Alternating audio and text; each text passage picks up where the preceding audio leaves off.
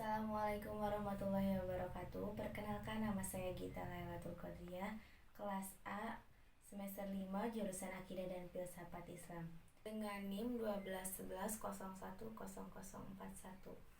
Tujuan saya membuat video ini untuk memenuhi tugas UAS mata kuliah Gender dalam Islam, yaitu dengan mereview salah satu artikel dari jurnal Kesetaraan dan Keadilan Gender yang ditulis atau diteliti oleh Ulil Hidayah pada tahun 2021,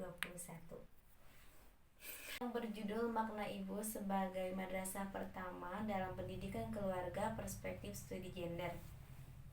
Seperti yang kita ketahui ya, bahwasanya pendidikan itu merupakan sebuah kepentingan bagi setiap manusia, yang mana dengan pendidikan manusia itu dapat merubah kehidupannya, baik itu untuk dirinya sendiri maupun untuk kehidupan sosial di masyarakat sekitarnya. Kemudian pendidikan dasar itu dapat diterima dari lingkungan keluarga, yang mana dari keluarga itu merupakan sebuah tempat tumbuh dan berkembangnya setiap manusia, karena di dalamnya itu pasti terdapat nilai-nilai pendidikan yang dapat menentukan karakter seseorang, dari bagaimana seorang ayah mendidik kepada anaknya, dari seorang ibu mendidik kepada anaknya. Bahkan ada paradigma yang berkembang di lingkungan masyarakat, yang mana paradigma itu menyebutkan bahwasanya ibu merupakan madrasah yang pertama untuk anaknya. Jadi baik buruknya seorang anak itu tergantung ibunya gitu. Nah, paradigma tersebut itu dipercaya dan menjadi slogan di lingkungan pendidikan. Bahkan ada satu makalah yang dikemukakan oleh penyair dari Arab yang bernama Hafiz Ibrahim, yang menyatakan al-madrasatul ula idza adattaha sa'ban thayyibal a'rab, yang artinya ibu adalah madrasah yang pertama. Apabila engkau mempersiapkannya, maka engkau akan mempersiapkan generasi yang terbaik. Nah, dalam konteks makalah tersebut menekankan bahwa ibu itu adalah penentu utama dalam pendidikan dan pembentukan karakter seorang anak. Dalam penelitian ini, penulis menggunakan analisis deskriptif yang akan disajikan dalam bentuk kualitatif dengan memaparkan sebuah gambaran mengenai situasi yang diteliti dalam bentuk narasi deskriptif tentang bagaimana makna ibu dalam makalah Hafiz Ibrahim dalam Pendidikan Islam Perspektif Studi Gender. Hasil dan pembahasan dari penelitian ini, yang pertama yaitu makna ibu sebagai madrasah pertama. Mengetengahkan makalah al-madrasatul ula idza adattaha sa'ban thayyibal a'raq, perlu diketahui bahwasanya Hafiz Ibrahim itu merupakan seorang anak yang yatim karena ayahnya itu sudah meninggal. Nah, berarti dari latar belakang tersebut kita bisa mengetahui ya, dia itu dibesarkan, tumbuh dan berkembang dari didikan seorang ibu karena ayahnya itu sudah meninggal gitu. Karena pada waktu itu beliau lahir pada saat masa penjajahan di Mesir, yang mana waktu itu Mesir itu dijajah oleh Inggris. Jadi seorang laki-laki itu diharuskan untuk mengikuti perang, dan seorang ibu itu jadi mempunyai kewajiban untuk bisa menjadi seorang ayah dan bisa menjadi seorang ibu. Nah, karena ayah Hafiz Ibrahim itu gagal di medan tempur, di medan perang gitu, makanya dia dibesarkan, diberi pendidikan oleh ibunya. Maka dari itu dia sangat menghormati ibunya dan mengagungkan ibunya, sampai dia mengatakan sebuah makalah yang tadi, yaitu al-madrasatul ula idza adattaha sa'ban thayyibal a'raq. Nah, karena dia itu emang dibesarkan, benar-benar dibesarkan oleh seorang ibu tanpa adanya sosok seorang ayah.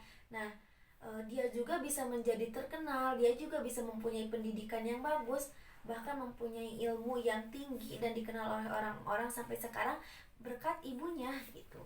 Makanya dalam konteks teks ini mengatakan mengatakan atau menekankan bahwa ibu itu adalah penentu utama dalam pendidikan pembentuk karakter seorang anak, karena latar belakang dari Hafiz Ibrahim yang yatim ditinggal oleh seorang ayahnya. Jadi ibunya mempunyai peran dalam kehidupannya sebagai ayah dan sebagai ibu baginya. Hasil dan pembahasan yang kedua yaitu mengenai studi gender dalam Islam.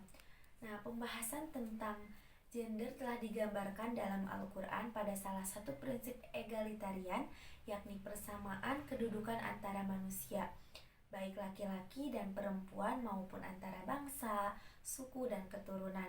Sebagaimana dalam Quran Surat Al-Hujurat ayat 13 yang terkutip, "Hai manusia, sesungguhnya kami menciptakan kamu dari seorang laki-laki dan perempuan, dan menjadikan kamu berbangsa-bangsa, bersuku-suku, supaya kalian saling mengenal. Nah, sesungguhnya orang yang paling mulia di antara kamu di sisi Allah adalah orang yang paling bertakwa di antara kamu." Nah, jadi makna dari ayat di atas itu menjelaskan tentang adanya persamaan antara laki-laki dan perempuan dalam dimensi spiritual, yaitu dalam pelaksanaan ibadah maupun dalam dimensi sosial, aktivitas karir dan profesi gitu. Makna dari ayat Al-Quran di atas menjelaskan tentang persamaan antara laki-laki dan perempuan dalam dimensi spiritual atau pelaksanaan ibadah dan dalam dimensi sosial gitu, yaitu aktivitas karir dan profesi. Nah, pada makna ayat tersebut juga menekankan bahwasanya tidak ada perbedaan atau memarginalisasikan umat manusia dalam bertakwa. Setiap mereka yang melakukan amal baik akan memperoleh balasan dari kebaikan yang telah ia lakukan. Nah, pada ayat ini juga menegaskan bahwasanya membebaskan manusia dari berbagai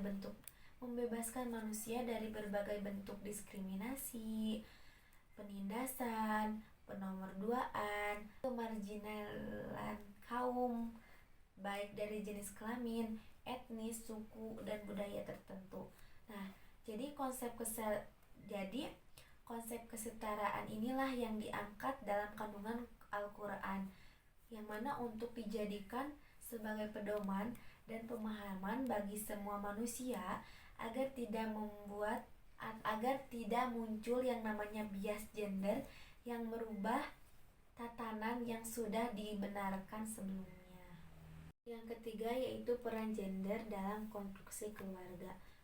Peran gender yang diterima oleh masyarakat peran gender yang diterima oleh masyarakat selama ini masih bersifat bias gender, karena diyakini antara ibu dan bapak mempunyai peranan tersendiri, utamanya pada masalah pengasuhan anak yang hanya ditumpukan pada seorang ibu.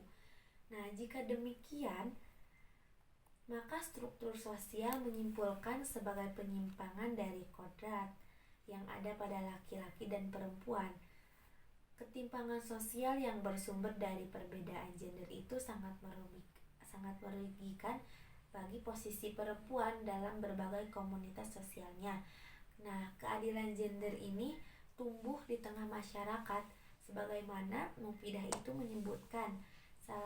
Yang pertama yaitu adanya stereotip perempuan atau pelabelan pada golongan tertentu yang berkaitan dengan konotasi negatif terhadap perempuan, yaitu subordinasi perempuan, yang mana ini merupakan sebuah anggapan tentang perempuan selalu berpikir irasional, emosional, lemah, tidak tegas, dan takut adalah sebuah pandangan ketidakadilan yang menempatkan posisi perempuan itu berada pada nomor kedua.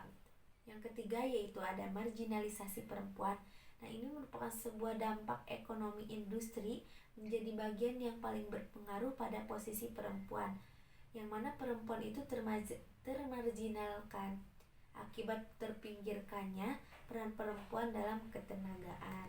Jadi dapat disimpulkan bahwasanya pengasuhan terhadap anak adalah dilakukan oleh bapak dan ibu, sekalipun anak tumbuh kembangnya bersama komponen keluarga lain, tetapi yang menjadi peran utama adalah ibu dan bapaknya. Bahkan yang menjadi penentu kecerdasan anak adalah peran dari bapak dan ibunya.